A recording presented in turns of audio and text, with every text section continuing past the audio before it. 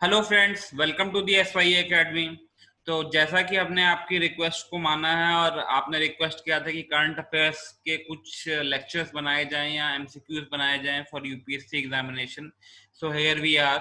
ये जो current affairs है, ये क्वेश्चंस जो हैं एमसीक्यूज हैं, this will help you in UPSC prelims as well as the other state service examination. और तो और ये आपको बाकी एग्जाम्स में भी काफी हेल्प करेंगे बेसिक नॉलेज के लिए। So without wasting time, let's move further. Before that, I would request you to uh, subscribe our channel SYA Academy so that हम और better videos बनाते रहें. So let's move to the first question. So recently, what is plain tiger which was in news recently? अभी plain tiger एक चीज थी जो कि न्यूज में थी. plain tiger क्या है? Option A, are these the tiger in plain areas of Tarai? Option B, is it a butterfly? Option C, is a project of government of India? Option D है tiger की एक नई species है जो कि मिली है। तो आपके पास 10 सेकंड है, सोच लीजिए। अब तक आपने काफी अपना जवाब सोच लिया होगा। So moving forward, let's see the answer. So answer is B, it's a state butterfly of Gujarat. Gujarat के लिए डिक्लेयर हुए। अगर आपने देखा, हमने जब लेक्चर स्टार्ट किया तो एक बटरफ्लाई का फोटो बना हुआ है, that is itself a plain tiger. जैसे कि स्टेट ऑफ महाराष्ट्र का state butterfly is Mormon, blue Mormon, वैसे ही यहाँ का प्लेन टाइगर है। Moving towards the next question. Recently Gandhinagar declaration आई थी न्यूज में, जो कि गांधीनगर एक स्टेट ऑफ गुजरात की कैपिटल है, वहां पे कॉन्फ्रेंस हुई थी। तो वहां क्या हुआ था? So declaration adopted COP13 related to Convention of Migratory Species. Option B is it recommended the effective action to address the threat to the migratory species and their habitats. Option C, thus new species have been added to the Convention of Migratory Species जिनको कि safe माना जाएगा, जिनकी safety की जाएगी। या option D, all of the above. अगर आपने ढंग से पढ़ा हो, this is a very important topic for your examination, तो आपको पता होना चाहिए इसका आंसर क्या है। If not, then let's see what is the answer. तो answer is D, all of the above. ये तीनों पॉइंट्स आपके लिए इंपॉर्टेंट है, आपको याद रखने हैं गांधीनगर डिक्लेरेशन से रिलेटेड कि COP13 वहां पे हुई थी, 10 न्यू स्पीसीज में ऐड हुई हैं। मूविंग फॉरवर्ड, रिसेंटली जैसा कि हमने भी डिस्कस किया कि 10 और some migratory species were added to the global wildlife agreement in appendix 1 during the 13th conference of parties to the convention for migratory species जो कि गुजरात में हुए थे। which of the following species was not added from India? इनमें से कौन सी species add नहीं हुई थी? not है, ये ध्यान रखिएगा। Option A is Asian elephant, option B is little bustard, option C is great Indian bustard, option D is Bengal florican. इन चारों में से कौन सी ऐसी स्पीशीज है जो कि नहीं ऐड हुई थी from India? You have to give the answer, you have 5 seconds for it.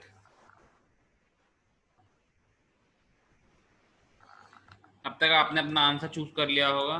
तो answer is B, little bustard जो है वो हमारी तरफ से लिस्ट में नहीं थी। Asian elephant, great Indian bustard and Bengal florican were there in the list.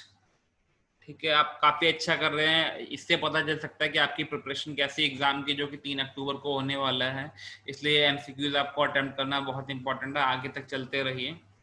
So next question is, recently आपने काफी सारी जगह देखा होगा, न्यूज में आया था, ट्विटर पे, इंस्टाग्राम पे, इवन फेसबुक पे, हर जगह छाया हुआ था कि माइग्रेटरी बर्ड्स काफी सारे जो हैं कि राजस्थान में उनकी डेथ हो गई सांबर लेक के अंदर। काफी सारे साइंटिस्ट उसका पता लगाने की कोशिश किए, तो it was caused due to avian botulism. ये एक तरीके की बीमारी है। कौन ये बीमारी करता है? Which microorganism causes this disease? Is it A virus, B fungi, C bacteria और D nematode?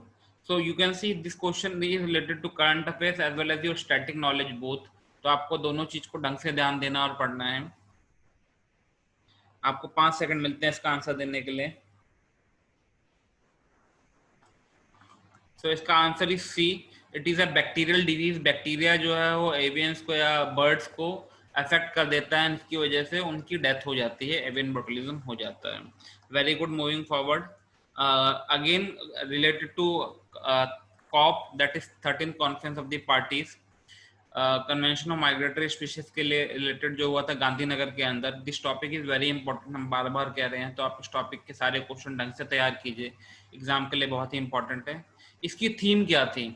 Sustaining all life on the earth, their future is our future, migratory species connect the planet and together we welcome them home, या D our biodiversity our food our health.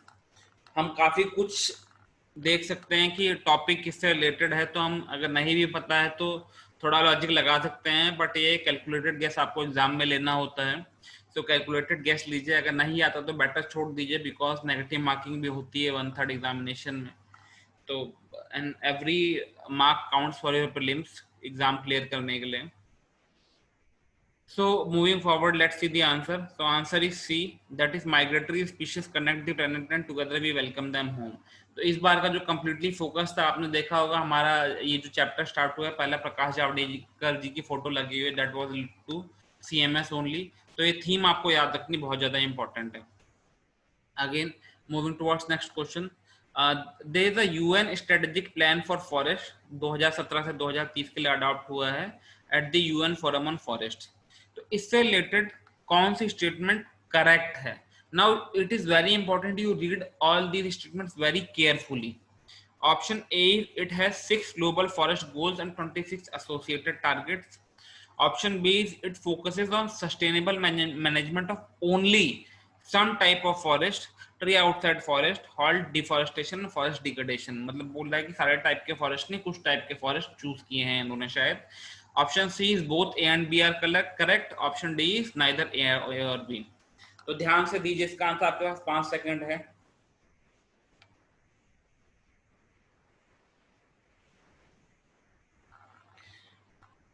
ठीक है, now moving forward, let's see the answer. So option is A only is correct, because it focuses on sustainable management of all types of forest, ना कि some type of forest। तो ये आपको statement का इसलिए ध्यान देना जो कि हमने फोकस करने के लिए कहा था। मूविंग फॉरवर्ड, अगेन एक काफी इंपॉर्टेंट टर्म है जो कि न्यूज में थी, काफी इंपॉर्टेंट है, शुरू से हम उसके बारे में सुनते आ रहे हैं, दैट इज परिवेश। परिवेश वॉज इन न्यूज रिसेंटली। क्या है परिवेश?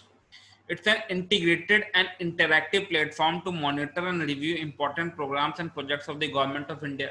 मतलब important projects जो उनको रिव्यू करने के लिए कुछ ये प्लेटफॉर्म है। It is a software-based monitoring system to strengthen the patrolling and surveillance of endangered Bengal tiger।